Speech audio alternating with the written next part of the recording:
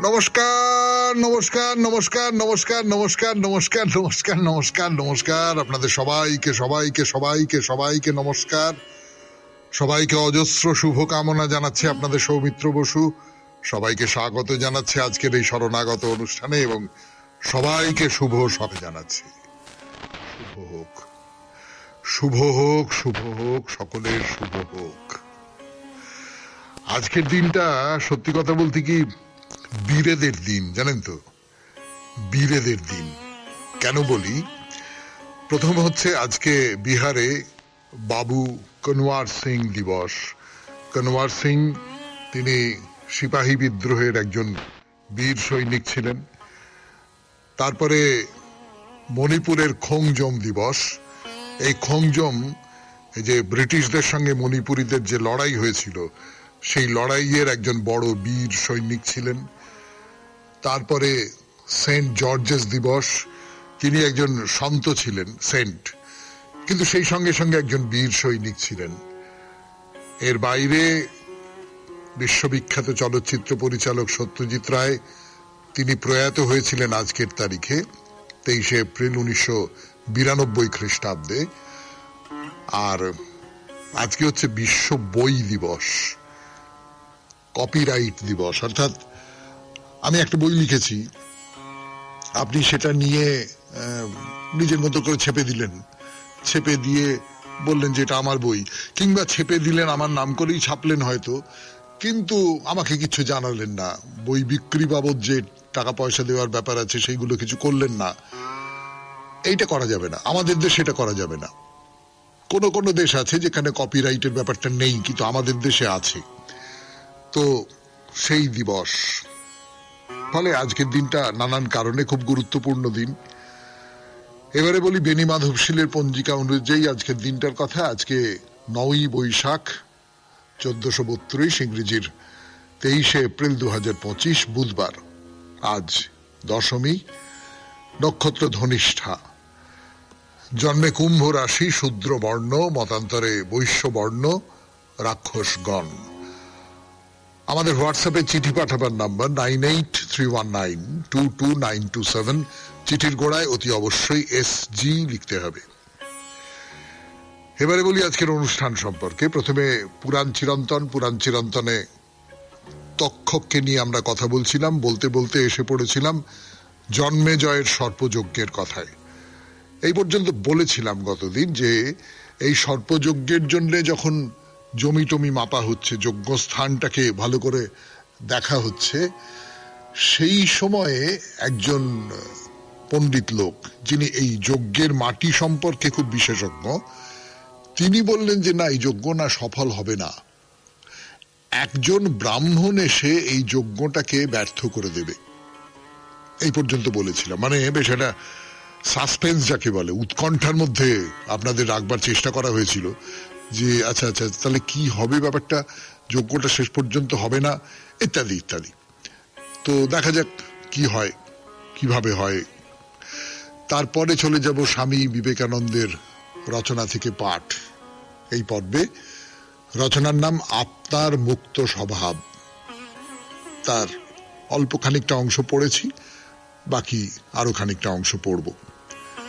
অতঃপর ঠাকুর শ্রী রামকৃষ্ণ পরমহংসদেবের কথামৃত থেকে পড়ে শোনাবো স্বামী গোকুলানন্দের রচনা মানসিক চাপ জয় করার উপায়, তার থেকে খানিকটা অংশ, আপনাদের চিঠিপত্র, এবং শেষে বাইরে দূরে। 92.7 বিগ FM এ শরণাগত অনুষ্ঠান শুনছেন। আমি আছি আপনাদের সঙ্গে, আপনাদের সৌমিত্র বসু। ফিরে আসছি গানের পর পুরাণ চিরন্তন নিয়ে। তক্ষক, জন্মেজয়ের সর্পযজ্ঞ। এবার শুরু করছি কথা জন্মেজয়ের সর্পযজ্ঞের কথা। ওই তো একজন বলেছেন যে না, এই যজ্ঞটা না সফল হবে না, কিন্তু সে কথা মনে রাখলে তো চলে না। যজ্ঞ হবে, সমস্তটা ঠিক হয়ে আছে, এখন যদি একটা কেউ ব্যাগড়া দেয়, অনেক দূর এগিয়ে গেছে, এখন তো আর থামাবার কোনো জায়গা নেই। গাড়ি যেমন হঠাৎ করে ব্রেক কষা যায় না, তেমনি একটা উদ্যোগ আয়োজন করা হয়েছে, হঠাৎ করে তো সেটা থামিয়ে দেওয়া যায় না। বিশেষ করে জন্মেজয় প্রচন্ড ক্রুদ্ধ হয়ে আছেন সাপেদের প্রতি, যে পরীক্ষিতকে হত্যা করা হয়েছিল, ইত্যাদি ইত্যাদি। তো সর্পযজ্ঞ শুরু হলো এবং যাজ্ঞিক যারা আছেন তারা মন্ত্রোচ্চারণ করছেন, উদাত্ত স্বরে মন্ত্রোচ্চারণ করছেন, আর একের পর এক সাপ সেই দলে দলে দলে দলে আসছে, এসে যজ্ঞের আগুনে এসে পড়ছে এবং দগ্ধ হয়ে যাচ্ছে। আপনারা বুঝতেই পাচ্ছেন যে এইটা একটু গল্প কাহিনীর মতন, অর্থাৎ মন্ত্র পড়া হচ্ছে আর নানান দিক থেকে সব সাপেরা আসছে, এসে আগুনের মধ্যে ঢুকে যাচ্ছে। এইটা একটু মানে এটা আসলে একটা রূপকের মতন আর কি। তার মানে জন্মেজয় এই যে নাগ জাতির যে মানুষ, তারা মানুষ, সাপ নন, এই নাগ জাতির যে সমস্ত গোষ্ঠীপতি ছিলেন, রাজা ছিলেন, তাদের ধ্বংস করতে করতে যাচ্ছেন। তাকেই এইরকম করে যজ্ঞের একটা চেহারা দেওয়া হয়েছে। তো সে শত সহস্র সাপের প্রাণ যজ্ঞে আহুতি দেওয়া হলো, অগ্নি গ্রহণ করলেন, অথচ সে তক্ষককে দেখা যাচ্ছে না। তক্ষকের জন্যে, তক্ষক হত্যা করেছিলেন পরীক্ষিতকে, সেই জন্যেই তো সাপেদের বংশ ধ্বংস হতে চলেছে। সে কোথায় গেল? আসলে তক্ষক ঠিক সময় পালিয়েছিলেন।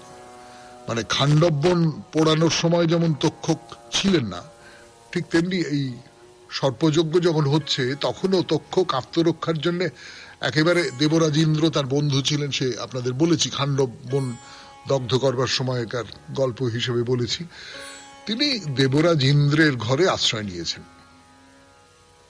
আসলে তক্ষক এটা জানতেন যে পরীক্ষিত পাণ্ডবদের বংশের লোক, তাকে মেরে ফেলার ফল সাংঘাতিক হতে পারে। তার ফলে তিনি ওই পালিয়ে ইন্দ্রের কাছে, ইন্দ্র বাঁচাবে বলে আশ্রয় নিয়েছিলেন। তারপর কি হলো বলবার জন্য ফিরে আসছে আপনাদের সৌমিত্র বসু। 92.7 বিগ এফএম এ শরণাগত অনুষ্ঠান শুনছেন। তারপর কি হলো, গানের পর। তো ইন্দ্রদেবের কাছে তো তক্ষক লুকিয়ে রয়েছেন এবং দেবরাজ ইন্দ্র তিনি কিন্তু তক্ষককে আশ্রয় দিয়েছেন। বন্ধু তো, বন্ধু, খাণ্ডব দহনের সময় অর্জুনকে বাধা দিয়েছিলেন তিনি, এখানেও তক্ষককে আশ্রয় দিয়েছেন। তো তক্ষক নিশ্চিন্তে বাস করছেন। অন্যদিকে এই যে সর্পসত্র, এই যে যজ্ঞ চলছে, তার আগুনে সাপেরা প্রায় নিশ্চিহ্ন হতে বসেছে। নাগরাজ বাসুকি, তিনি মানে আর্যদের খুব ঘনিষ্ঠ, সেই যে নাগরাজ বাসুকি, তার যে আত্মীয় স্বজন, তাদের মধ্যে কয়েকজন মাত্র বেঁচে আছেন। তখন বাসুকি এই নাগেদের বাঁচাবার জন্যে অবতীর্ণ হলেন। এইখানে একটা কথা আপনাদের বলে রাখি, এই নিয়ে বড় করে গল্প বলা যায়, কিন্তু সেটা তো এখন বলা যাবে না, সেটা পরে বলা যাবে। সেটা হচ্ছে এই বাসুকির বোন জরৎকারুর সঙ্গে বিয়ে হয়েছিল ঋষি জরৎকারুর। বাসুকির বোন জরৎকারু, তিনি হচ্ছেন আবার মনসা দেবী, মানে কেউ কেউ মনে করেন তিনিই হচ্ছেন মনসা দেবী। তার সঙ্গে জরৎকারুর বিয়ে হয়েছিল। তো বাসুকিনাগ যে ব্রাহ্মণ জরৎকারুর সঙ্গে তার বোন জরৎকারুর বিয়ে দিলেন, তার পেছনে তিনি চেয়েছিলেন যে এই ব্রাহ্মণের সঙ্গে বিয়ে দিলে এই আর্যদের সঙ্গে একটা ভালো সম্পর্ক তৈরি করা যাবে। অর্থাৎ নিজে যে গোষ্ঠীর লোক, সেই গোষ্ঠীকে নিরাপদে রাখবার একটা চেষ্টা ছিল তার, যে আমি একটু আর্যদের কাছাকাছি থাকি, আমি তো আর্য নই, অনার্য নাগ, আমি একটু আর্যদের কাছাকাছি থাকি, তাহলে আমার সুবিধে হতে পারে, এইরকম একটা ভেবেছিলেন। তো এই বিয়ের ফলে যার জন্ম হয় তিনি হচ্ছেন মহর্ষি আস্তিক। মানে বাবার দিক থেকে তিনি ব্রাহ্মণ, মায়ের দিক থেকে তিনি নাগ। তো বাসুকি আস্তিককে বললেন যে আস্তিক, তুমি যাও, তুমি এই জন্মেজয়ের যে সর্পসত্র, সেই আগুনে সমস্ত নাগেরা পুড়ে যাচ্ছে, সেখান থেকে নাগেদের বাঁচাবার জন্য চেষ্টা করো, তোমার মায়ের কথা ভেবে চেষ্টা করো, তোমার মাতুল বংশ নষ্ট হয়ে যাচ্ছে, ধ্বংস হয়ে যাচ্ছে, সেই কথা ভেবে তুমি চেষ্টা করো। সেই চেষ্টাটা কিরকম করে হবে বলবার জন্য আপনাদের সৌমিত্র বসু ফিরে আসবে আগামীকাল 92.7 বিগ এফএম এ শরণাগত অনুষ্ঠানে। আপাতত গানের পর স্বামী বিবেকানন্দের রচনা থেকে পাঠ, আত্মার মুক্ত স্বভাব। স্বামী বিবেকানন্দের রচনা থেকে পড়ে শোনাচ্ছি। রচনার নাম আত্মার মুক্ত স্বভাব। এই গ্রন্থের লেখকগণ যেন কেবল কতকগুলি ঘটনা মনে রাখিবার উপায় স্বরূপ লিখিতেছেন। তাহাদের যেন ধারণা এ সকল কথা সকলেই জানে। ইহাতে মুশকিল হয় এইটুকু যে আমরা উপনিষদে লিখিত গল্পগুলির বাস্তবিক তাৎপর্য সংগ্রহ করিতে পারি না। ইহার কারণ এই, ওইগুলি যাহাদের সময়ে লেখা তাহারা অবশ্য ঘটনাগুলি জানিতেন, কিন্তু এখন সেগুলির কিংবদন্তি পর্যন্ত নাই, আর সামান্য যেটুকু আছে তাহা আবার অতিরঞ্জিত হইয়াছে। ওইগুলির এত নূতন ব্যাখ্যা হইয়াছে যে যখন আমরা পুরাণে ওই সকলের বিবরণ পাঠ করি তখন দেখিতে পাই সেগুলি উচ্ছ্বাসাত্মক কাব্য হইয়া দাঁড়াইয়াছে। পাশ্চাত্য জাতিগুলির রাজনীতিক উন্নতির বিষয়ে আমরা একটি বিশেষ ভাব লক্ষ্য করি যে তাহারা কোনো প্রকার স্বেচ্ছাতন্ত্র বা একনায়কত্ব সহ্য করিতে পারে না। সর্বপ্রকার বন্ধনের বিরুদ্ধে সর্বদা সংগ্রাম করিয়া তাহারা ক্রমশ উচ্চ হইতে উচ্চতর গণতান্ত্রিক শাসনের দিকে অগ্রসর হইতেছে। বাহ্য স্বাধীনতার উচ্চ হইতে উচ্চতর ধারণা লাভ করিতেছে। ভারতেও ঠিক সেইরূপ ব্যাপার ঘটিয়াছে, তবে দর্শন ও আধ্যাত্মিক জীবনের ক্ষেত্রে এইমাত্র প্রভেদ। বহু দেববাদ হইতে ক্রমশ মানুষ একেশ্বরবাদে উপনীত হয়। উপনিষদে আবার যেন এই একেশ্বরের বিরুদ্ধে বিদ্রোহ ঘোষণা করা হইয়াছে। জগতের অনেক শাসনকর্তা তাহাদের অদৃষ্ট নিয়ন্ত্রিত করিতেছেন, শুধু এই ধারণাই তাহাদের অসহ্য হইল তাহা নহে। একজন তাহাদের অদৃষ্টের বিধাতা হইবেন এই ধারণাও তাহারা সহ্য করিতে পারিলেন না। উপনিষদ আলোচনা করিতে গিয়া এইটি প্রথমে আমাদের দৃষ্টি আকর্ষণ করে। এই ধারণা ধীরে ধীরে বাড়িয়া অবশেষে চরম পরিণতি লাভ করিয়াছে। প্রায় সকল উপনিষদের শেষেই দেখিতে পাই জগতের একেশ্বর সিংহাসনচ্যুত। ঈশ্বরের সগুণ ধারণা দূর হইয়া নির্গুণ ধারণা উপস্থিত হয়। ঈশ্বর আর জগতের শাসনকর্তা পুরুষ বিশেষ নন, তিনি আর অনন্ত গুণসম্পন্ন মনুষ্য ধর্ম বিশিষ্ট কেহ নন। তিনি তখন ভাব মাত্র, এক পরম তত্ত্বমাত্র রূপে জ্ঞাত হন। আমাদের ভিতর, জগতের সকল প্রাণীর ভিতর, এমনকি সমুদয় জগতে সেই তত্ত্ব ওতপ্রোতভাবে বিরাজিত। আর অবশ্য যখন ঈশ্বরের সগুণ ধারণা হইতে নির্গুণ ধারণায় পৌঁছানো গেল, তখন মানুষও আর সগুণ থাকিতে পারে না। অতএব মানুষের সগুণত্ব তিরোহিত হইল, মানুষেরও একটি ভাবরূপ গড়িয়া উঠিল। সগুণ ব্যক্তি বাহিরে দৃশ্যমান, প্রকৃত তত্ত্ব অন্তরে। এইরূপে উভয় দিক হইতেই ক্রমশ সগুণ ভাব চলিয়া যাইতে থাকে এবং নির্গুণ ভাবের আবির্ভাব হয়। সগুণ ঈশ্বর ক্রমশ নির্গুণের কাছে আসিতে থাকেন এবং সগুণ মানুষও নির্গুণ মানুষ ভাবের কাছে আসিতে থাকে। তারপর ক্রমশ অগ্রসর হইয়া কয়েকটি স্তরের অনুভূতির পর নির্গুণ মানুষ ভাব ও নির্গুণ ঈশ্বর ভাব মিশিয়া যায়। আর এই দুইটি ধারা যে যে ক্রমে অগ্রসর হইয়া মিলিত হয়, উপনিষদ তাহার বর্ণনায় পরিপূর্ণ এবং প্রত্যেক উপনিষদের শেষ বাণী তত্ত্বমসি। একমাত্র নিত্য আনন্দময় পুরুষই আছেন এবং সেই পরম তত্ত্বই এই জগৎ রূপে বহুভাবে প্রকাশিত হইয়াছেন। শুনলেন স্বামী বিবেকানন্দের রচনা থেকে পাঠ, আত্মার মুক্ত স্বভাব। এখন গানের পর কথামৃত। আমি আছি আপনাদের সঙ্গে, আপনাদের সৌমিত্র বসু। ফিরে এলাম গানের পর। 92.7 বিগ এফএম এ শুনছেন শরণাগত। এখন কথামৃত থেকে পাঠ করছি দুটো চারটে কথা, যা মনে হয় বলছি। আমি আপনাদের সৌমিত্র বসু। মণিলাল শ্রীরামকৃষ্ণ পরমহংসদেবকে জিজ্ঞেস করছে, আচ্ছা ধ্যানের কি নিয়ম, কোথায় ধ্যান করতে হয়? ঠাকুর কি বলছেন?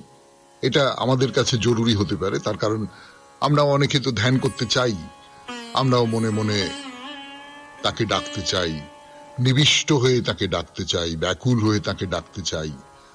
চাই তো, আমাদের মতন করে চাই। আমরা তো ওই রকম সাধু সন্ন্যাসীর মতো পাহাড়ের গুহায় গিয়ে তপস্যা করবার কথা ভাবছি না, কিন্তু এই সংসারের মধ্যে থেকেও একটু নির্জনতা, একটা কোনো কোণ আবিষ্কার করা, একটা কোনো নিজের ঠাকুর ঘর আবিষ্কার করা, তার মধ্যে একটু নিবিষ্ট হয়ে থাকা, এটা তো আমরা সকলেই চাই, বা অনেকেই চাই কম বেশি।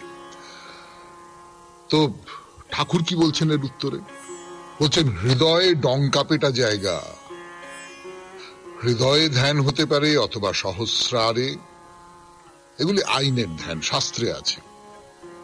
তবে তোমার যেখানে অভিরুচি ধ্যান করতে পারো, সব স্থানই তো ব্রহ্মময়, কোথায় তিনি নেই?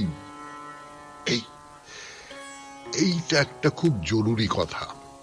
আমি আপনাদের একটা কথা বলি, তখন আমি খুব ছোট বাচ্চা ছেলে, কিন্তু বাচ্চা ছেলে হিসেবেই মনের মধ্যে অনেকগুলো কথা জেগে ওঠে, তো সেই কথাগুলো খুব সত্য কথা হয়ে ওঠে। মানে শিশুর মনে অনেক প্রশ্ন জাগে, সেই প্রশ্নগুলো খুব গুরুত্বপূর্ণ প্রশ্ন হতে পারে। কিন্তু আমি একবার কোথায় আমার ভালো মনে নেই, মা বাবার সঙ্গে গিয়েছিলাম কোনো একটা মন্দিরে, কলকাতার বাইরে অনেক দূরে কোথাও। তো সেখানে একটা জায়গায় ঠাকুরের আরতি হচ্ছিল, কোনো একজন ঠাকুরের আরতি হচ্ছিল, সামনে সকলে বসে টসে আছেন, একজন ঠাকুরের দিকে পা করে শুয়ে আছেন, এমনি বিশ্রাম নিচ্ছেন। তো একজন সাধু এসে তাকে বললেন যে আপনি ঠাকুরের দিকে পা করে শুয়ে আছেন কেন, এরকম করে অন্যদিকে পা করুন। আমি যে বাচ্চা ছেলে, সেই বাচ্চা ছেলেটা তক্ষুনি মনে হলো যে আচ্ছা, সব দিকেই তো ঠাকুর আছেন বলে শুনেছি, তাহলে বিশেষ করে ওই দিকে পা করার জন্য বকলো কেন? না, মনেই হয়েছিল। আমি কাউকে বলিনি, কখনো বলিনি, আজকে আপনাদের প্রথম বললাম। কিন্তু এই বললাম কেন, আপনারা বুঝতে পারছেন যে ঠাকুর এই যে কথাটা বলছেন যে তিনি তো সব দিকে আছেন, তাহলে কোন দিকে প্রণাম করব? তাই না? তো ঠাকুর কি বলছেন? বলছেন যখন বলির কাছে 3 পায়ে নারায়ণ স্বর্গ মর্ত পাতাল ঢেকে ফেললেন, তখন কি কোনো স্থান বাকি ছিল? গঙ্গা তীরও যেমন পবিত্র, আবার যেখানে খারাপ মাটি আছে সেও তেমনি পবিত্র। আবার আছে এ সমস্ত তারই বিরাট মূর্তি, তিনি সমস্ত চরাচর বেপে আছেন। এইটা যদি বিশ্বাস করতে পারি, তাহলে যে কোনো জায়গাতেই ধ্যান হতে পারে। শুনছেন কথামৃত থেকে পাঠ, 92.7 বিগ এফএম এ শরণাগত অনুষ্ঠানে ফিরে আসছি আরো পাঠ করবার জন্য। আমি আপনাদের সৌমিত্র বসু।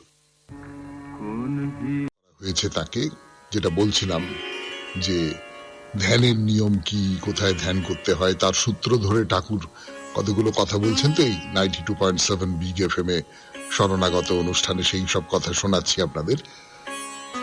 নিরাকার ধ্যান ও সাকার ধ্যান। নিরাকার ধ্যান বড় কঠিন। সে ধ্যানে যা কিছু দেখছো শুনছো লীন হয়ে যাবে, কেবল স্বস্বরূপের চিন্তা। সেই স্বরূপ চিন্তা করে শিব নাচেন, আমি কি আমি কি এই বলে নাচেন। সত্যি সত্যি নিরাকার ধ্যান মানে আমরা এত তত্ত্ব কথা তো বুঝি না। ঠাকুর কি করে বোঝেন আমরা জানি না। ঠাকুর তো লেখাপড়া শেখেননি, ঠাকুর তো অশিক্ষিত সেই অর্থে, পাঠশালা পালানো ছেলে। কিন্তু ওই যে তার বাড়ির কাজের মেয়েটি বলেছিল না, সমস্ত জ্ঞান ওর ভেতরে। ওই ঠাকুরই এক সময় বলেছিলেন যে আমার মা শিখিয়ে দেয়, আমি কি করব, আমি কিছু জানি টানি না, মা আমাকে বলে দেয় তুই এইটা বল। এই তো এই মায়ের যে জ্ঞানের ভান্ডার, সেই মায়ের জ্ঞানের ভান্ডার তার ভেতরে প্রবেশ করেছে, সেইখান থেকে তিনি এই সমস্ত কথাবার্তাগুলো বলছেন। তো এর সঙ্গে পাল্লা দেবে কে? যাই হোক, সেটা অন্য কথা। কিন্তু নিরাকার ধ্যান যে কঠিন, সেটা তো আমরা নিজেদের দিয়ে বুঝতে পারি।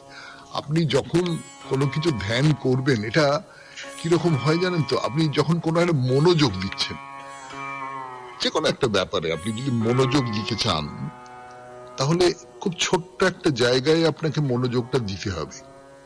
আপনি খুব মন দিলেন একটা কোনো রূপে, একটা কোনো মূর্তিতে, একটা কোনো কিছুতে, সেইখান থেকে আপনি বিরাটের স্বাদ পেতে পারবেন।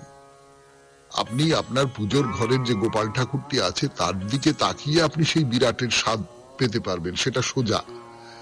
আপনার ঘরে, ঠাকুর ঘরে যে মা ত্রিমূর্তি আছে, সেই মা ত্রিমূর্তির দিকে তাকিয়ে আপনি সেই বিরাটের স্বাদ পেতে পারবেন, সেইটা সোজা। কিন্তু একেবারে নিরাকার ভাবে ওটা করা হয়তো, মানে যারা পারেন তারা পারেন, সে তো যারা পারেন সব ক্ষেত্রেই তারা পারেন।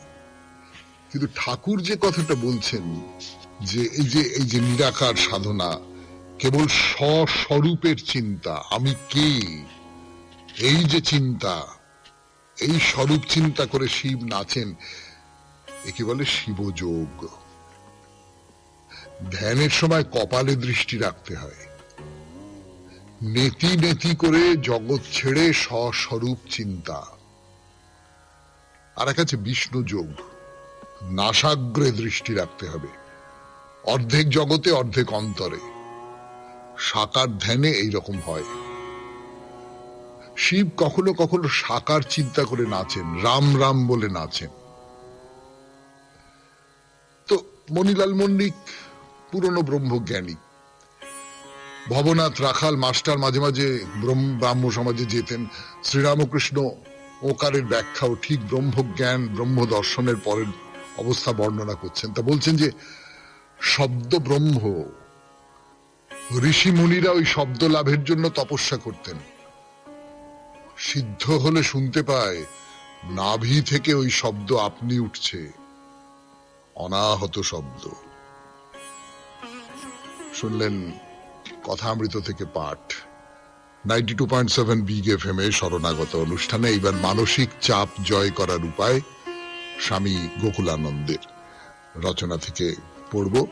যতটা পড়েছিলাম তারপর থেকে পড়ে শোনাবো গানের পর। গানের পর 92.7 বিগ এফএম এ শরণাগত অনুষ্ঠান শুনছেন। স্বামী গোকুলানন্দের রচনা থেকে পাঠ, মানসিক চাপ জয় করবার উপায়।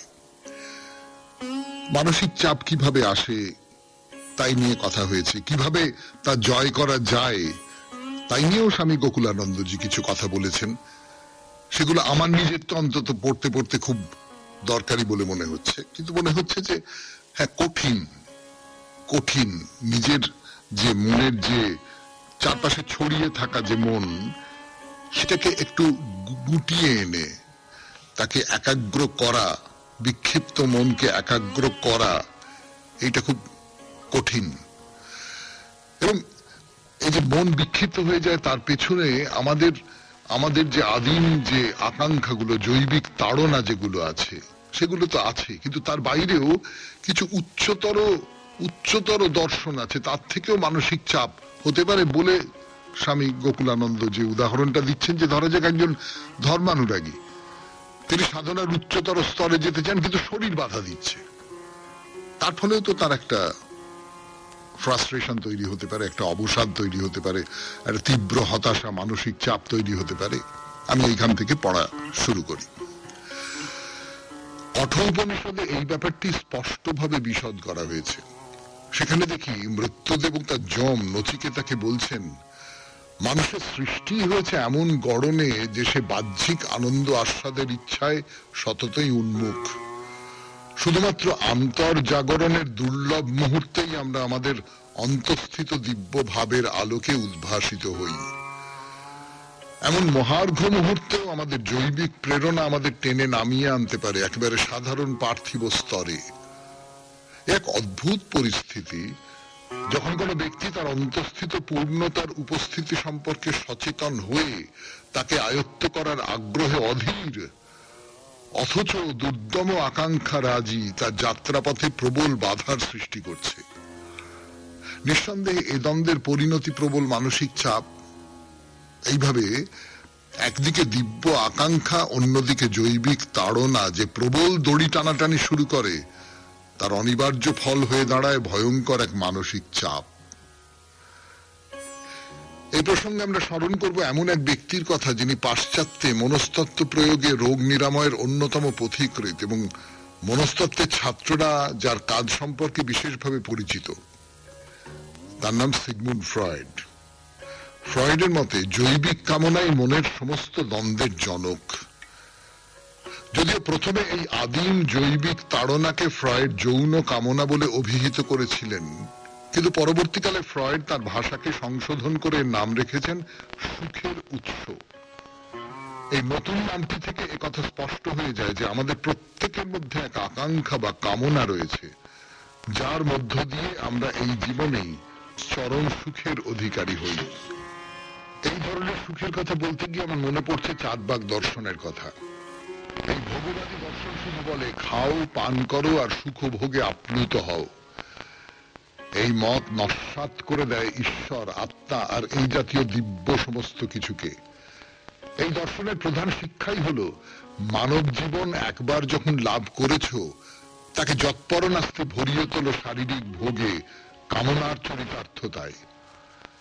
কিন্তু যে ব্যক্তির মধ্যে উচ্চতর মূল্য সম্পর্কে কিছুমাত্র সচেতনতা আছে, তার পক্ষে কি করে সম্ভব শারীরিক ভোগে মাতোয়ারা হওয়া? এবং এর ফলে তার মধ্যে যে দ্বন্দ্ব জন্ম নেয় তা সত্যি যন্ত্রণাদায়ক। হাতে গোনা মানুষ আছেন পৃথিবীতে যারা পারেন এই ভোগবাসনাকে উচ্চতর মহত্তর পথে চালিত করতে। এ প্রসঙ্গে নিশ্চয়ই আমরা অন্যত্র আলোচনা করব। আপাতত আমাদের আলোচ্য সাধারণ মানুষের মৌলিক দেহজ কামনার কথা। সে আলোচ্যে আজকে আর যাব না।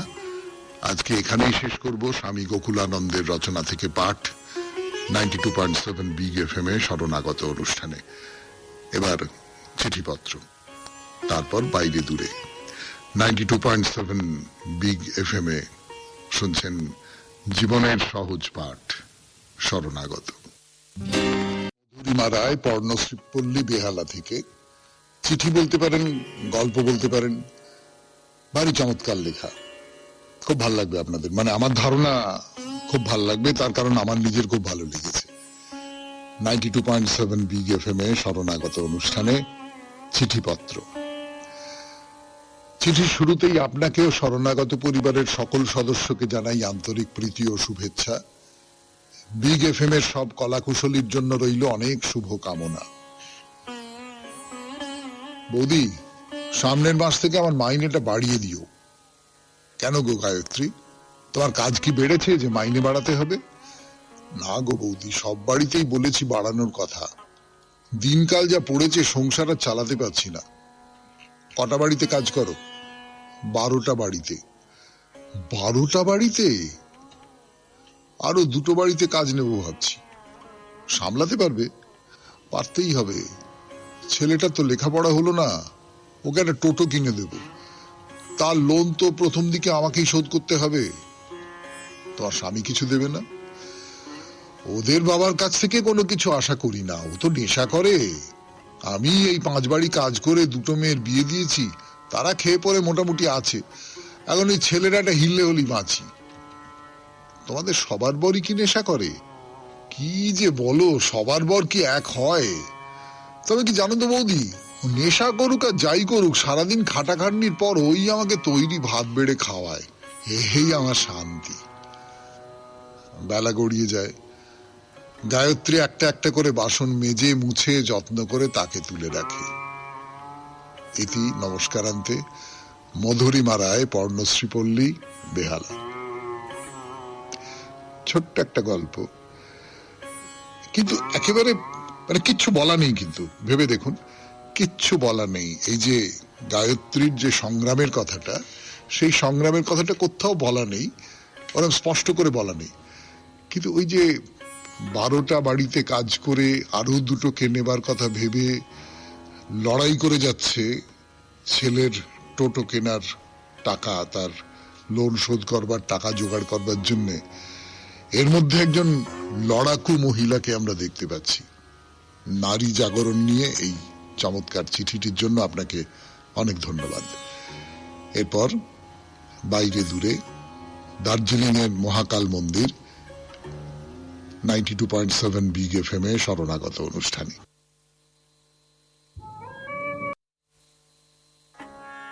গানের পর ফিরে এলাম 92.7 বিগ এফএম এ শরণাগত অনুষ্ঠান শুনছেন। আমি আছি আপনাদের সঙ্গে, আপনাদের সৌমিত্র বসু। তো এই যে মহাকাল মন্দির, এইখানে কিন্তু একটা যজ্ঞ ক্ষেত্র আছে। হ্যাঁ, মানে যজ্ঞ হয়, যাগযজ্ঞ যাকে বলে, সেই রকম একটা যজ্ঞ হয়। সেটা লোহার গ্রিল দিয়ে ঘেরা চৌকো একটা জায়গা। সেখানে একেবারে হিন্দু রীতি মেনে আগুন জ্বালিয়ে যজ্ঞ করা হয়।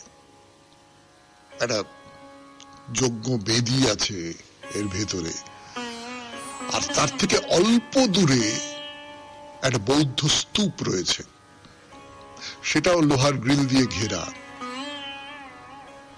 ভেতরে ছোট একটা স্তূপ, আর প্রচুর প্রচুর প্রচুর প্রচুর রঙিন কাপড় মাথার উপরের আকাশটাকে একেবারে ঢেকে দিয়েছে। মানে রঙিন কাপড় বলতে কি বোঝাতে চাইছি সেটা তো আপনারা নিশ্চয়ই বুঝতে পেরেছেন। অজস্র পতাকা, এবং যেহেতু এই যে স্তূপ, এই স্তূপ একেবারে মূল মন্দিরের সন্নিহিত, এবং এই স্তূপ মানে বৌদ্ধ স্তূপ, তো এই বৌদ্ধ স্তূপকে তো বা বুদ্ধদেবকে এখানকার বেশিরভাগ যে মানুষ তারা আরাধনা করেন। তাই এই যে স্তূপটা বা মন্দির, যা কিছু বলুন না কেন, মন্দির বলবার কারণ আছে সেটা পরে বলছি, সামনেটা একেবারে মন্ত্রপুত রঙিন কাপড়ে কাপড়ে ছয়লাভ হয়ে গেছে, মানে আকাশ ঢেকে গেছে যাকে বলে। এই যে বলছিলাম স্তূপ বলবো না মন্দির বলবো বুঝতে পারি না, ওই চেহারাটা আমরা বৌদ্ধ স্তূপ বলতে কি বুঝি তার থেকে বেশ খানিকটা আলাদা। কিরকম আলাদা? ধরুন এমনিতে আমি যদি আপনাকে বলি যে আপনি তো বৌদ্ধ স্তূপ দেখেছেন, নানান জায়গার স্তূপ দেখেছেন, এমনি যদি সশরীরে গিয়ে না দেখে থাকেন তাহলে ছবিতে দেখেছেন, সাঁচির স্তূপ বা এরকম সব দেখেছেন। তো সেগুলো দেখলে মনে হয় না যে একটা বিশাল বড় বা ছোট, মানে তার নানান রকম আকার থাকতে পারে, এর একটা গামলা উল্টি দেওয়া হয়েছে, উল্টোনো গামলার মতন। কিন্তু এইটা সেইটা নয়, তার থেকে আলাদা। বলি আপনাদের, ওই যে লোহার গ্রিল দিয়ে ঘেরা, খুব বড় নয়, একেবারেই ছোট, ভেতরে ঢোকবার মতন জায়গা নেই, এবং ভেতরে ঢোকবার কোনো উপায়ও নেই। তো 3-4টে সিঁড়ি আছে, তারপরে সিমেন্টের চৌকো বাড়ির মতন, উল্টোনো গামলা নয় কিন্তু চৌকো বাড়ির মতন, তার উপরে একটা ওই বড় বাটির মতন এরকম অর্ধচন্দ্রের মতন উঠে গেছে, কিন্তু সেখানে দুটো চোখ আঁকা আছে। হ্যাঁ, দেখে মনে হয় মানুষের মুখের একটা আদল তৈরি করা হয়েছে, এবং তার মাথার উপরে একটা চূড়া, সবটাই সাদা রঙের। এই হলো এখানকার বৌদ্ধ স্তূপ। আর যেটা বলবার কথা, এই স্তূপটা রয়েছে পাহাড়ের একেবারে ধারে, অর্থাৎ পাহাড়ের সামনে থেকে একটু যদি বাঁদিকে দুপা হেঁটে যান তাহলেই দেখতে পাবেন সবুজ গাছগাছালি নিয়ে নিচে খাদ নেমে গেছে, গাছপালার ফাঁক দিয়ে দেখা যাচ্ছে আকাশ। বড় অপূর্ব সেই দৃশ্য। আজকের মতো শেষ করি। শরণাগত 92.7 বিগ FM এ আমাদের হোয়াটসঅ্যাপে চিঠি পাঠাবার নাম্বার 9831922927। চিঠির গোড়ায় অতি অবশ্যই SG লিখতে হবে। সামনের বৃহস্পতিবারে আপনাদের চিঠিপত্র। তো সেই যে চিঠিপত্র, তার বিষয় কি হবে? তার বিষয় হবে নতুন বছরের প্রতিজ্ঞা। মানে পয়লা বৈশাখ তো পার হয়ে গেল, বছরের একেবারে শুরুতে আমরা নানান রকম প্রতিজ্ঞা করতাম। সেই ইংরেজি বছরের শুরুতেও করতাম, বাংলা বছরের শুরুতেও করতাম, বা এখনো করি, যে না এই বছরটা না এইগুলো করব, এই বছরটা এইটা করতে হবে, এই বছরটা এইরকম হয়ে যাব, আগে যা হয়েছে হয়েছে, এই নতুন বছর থেকে নতুন করে একটা জীবন শুরু করতে হবে। এইরকম কোনো প্রতিজ্ঞা করলেন নাকি? এইরকম কিছু ঠিক করলেন নাকি? এইরকম কিছু চাইলেন নাকি? তাই নিয়ে একটি চিঠি আগামী মঙ্গলবারের মধ্যে, অনেক সময় দিচ্ছি, আগামী মঙ্গলবার সন্ধে 6টার ভেতর আমাদের দপ্তরে পৌঁছে যাওয়া চাই। নতুন বছরের প্রতিজ্ঞা। এবারে তাহলে কবিতা, রবীন্দ্রনাথের কবিতা। কবিতার নাম মধ্যাহ্ন।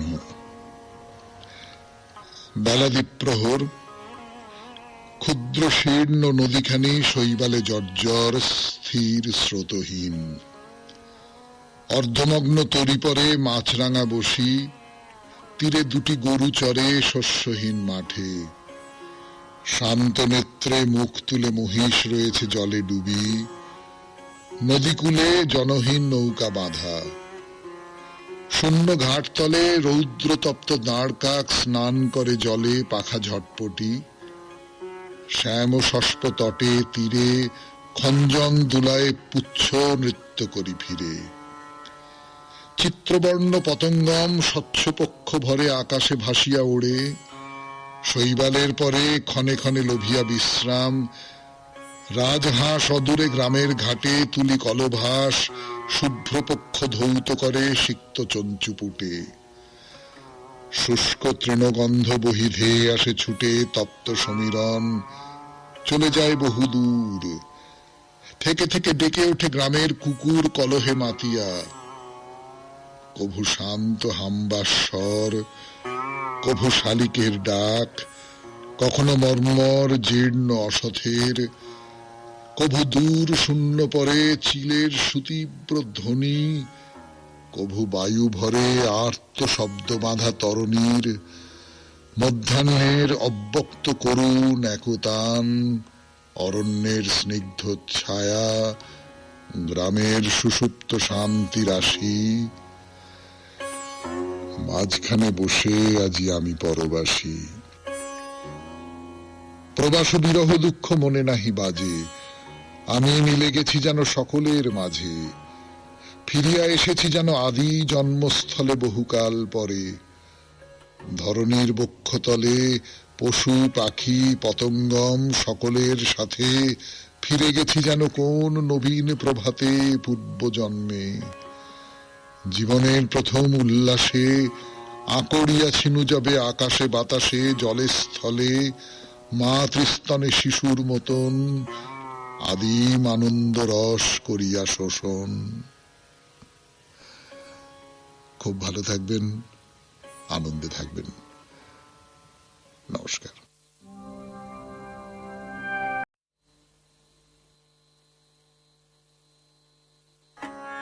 নমস্কার নমস্কার নমস্কার নমস্কার নমস্কার নমস্কার নমস্কার নমস্কার নমস্কার আপনাদের সবাইকে সবাইকে সবাইকে সবাইকে নমস্কার। সবাইকে অজস্র শুভকামনা জানাচ্ছে আপনাদের সৌমিত্র বসু। সবাইকে স্বাগত জানাচ্ছে আজকের এই শরণাগত অনুষ্ঠানে এবং সবাইকে শুভ সবে জানাচ্ছি। শুভ হোক, শুভ হোক, শুভ হোক, সকলের শুভ হোক। আজকের দিনটা সত্যি কথা বলতে কি বীরেদের দিন, জানেন তো, বীরেদের দিন। কেন বলি, প্রথম হচ্ছে আজকে বিহারে বাবু কনওয়ার সিং দিবস। কনওয়ার সিং তিনি সিপাহী বিদ্রোহের একজন বীর সৈনিক ছিলেন। তারপরে মণিপুরের খোংজম দিবস। এই খোংজম, এই যে ব্রিটিশদের সঙ্গে মণিপুরীদের যে লড়াই হয়েছিল, সেই লড়াইয়ের একজন বড় বীর সৈনিক ছিলেন। তারপরে সেন্ট জর্জেস দিবস, তিনি একজন সন্ত ছিলেন, সেন্ট, কিন্তু সেই সঙ্গে সঙ্গে একজন বীর সৈনিক ছিলেন। এর বাইরে বিশ্ববিখ্যাত চলচ্চিত্র পরিচালক সত্যজিৎ রায়, তিনি প্রয়াত হয়েছিলেন আজকের তারিখে 23 এপ্রিল 1992 খ্রিস্টাব্দে। আর আজকে হচ্ছে বিশ্ব বই দিবস, কপিরাইট দিবস। অর্থাৎ আমি একটা বই লিখেছি, আপনি সেটা নিয়ে নিজের মতো করে ছেপে দিলেন, ছেপে দিয়ে বললেন যে এটা আমার বই, কিংবা ছেপে দিলেন আমার নাম করেই ছাপলেন হয়তো, কিন্তু আমাকে কিছু জানালেন না। বই বিক্রি বাবদ যে টাকা পয়সা দেওয়ার ব্যাপার আছে সেইগুলো কিছু করলেন না। এইটা করা যাবে না, আমাদের দেশে এটা করা যাবে না।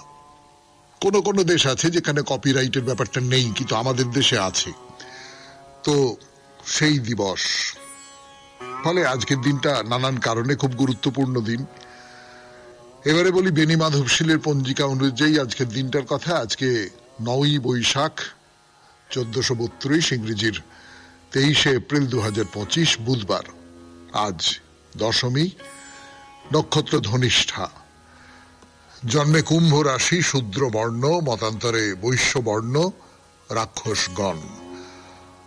আমাদের হোয়াটসঅ্যাপে চিঠি পাঠাবার নাম্বার 9831922927। চিঠির গোড়ায় অতি অবশ্যই SG লিখতে হবে। এবারে বলি আজকের অনুষ্ঠান সম্পর্কে। প্রথমে পুরাণ চিরন্তনে তক্ষককে নিয়ে আমরা কথা বলছিলাম, বলতে বলতে এসে পড়েছিলাম জন্মেজয়ের সর্পযজ্ঞের কথায়।